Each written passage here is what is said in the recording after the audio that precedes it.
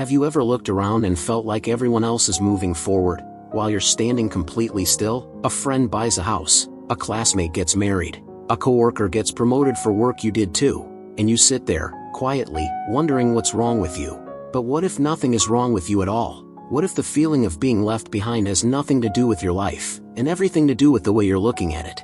2,000 years ago, a Roman emperor sat alone at night, writing to himself, not for an audience, not for approval, but to remember something the world kept making him forget. His name was Marcus Aurelius. And the thing he kept relearning, night after night, was this: a man's peace does not come from his position. It comes from his judgment about his position. You scroll through Instagram and see vacations, engagements, new cars.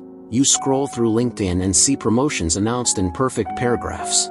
What you don't see is the debt behind the vacation, the doubt behind the engagement, the exhaustion behind the promotion.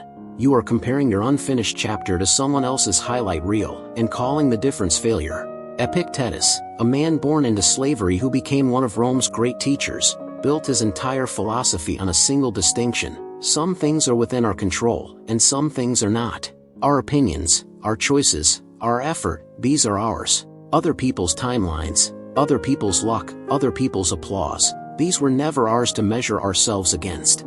So ask yourself something uncomfortable. Who decided where you should be by this age? Compared to whom, exactly? Are you failing? When did your worth become measured by someone else's calendar instead of your own conscience?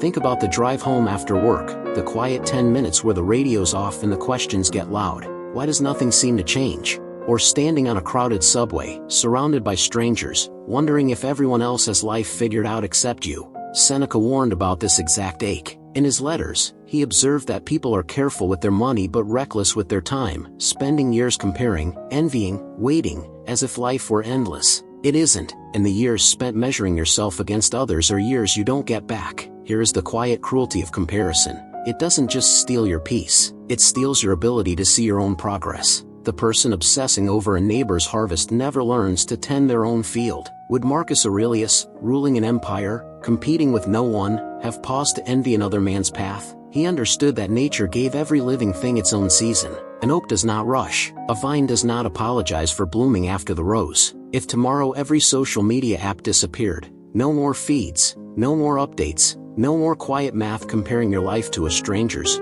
would you still feel behind? Or would you simply feel like yourself again, walking a path that was always yours, at a pace that was always enough? This is the heart of Stoic philosophy. Your task is not to outrun anyone. Your task is to become a better version of yourself than you were yesterday, measured by your own character, your own choices, your own effort. Socrates spent his life asking questions instead of chasing status. Aristotle taught that a good life is built through consistent, quiet practice, not sudden arrival. None of them were in a race, they were simply becoming. So the next time you feel stuck while the world seems to sprint past you, remember this: you are not late, you are not behind, you are simply on a road no one else can walk, at a pace no one else can judge, because no one else is living your life. Your life is not delayed, it was never running on anyone else's clock to begin with. If these ancient ideas helped you see your own path a little more clearly, perhaps your journey is only just beginning.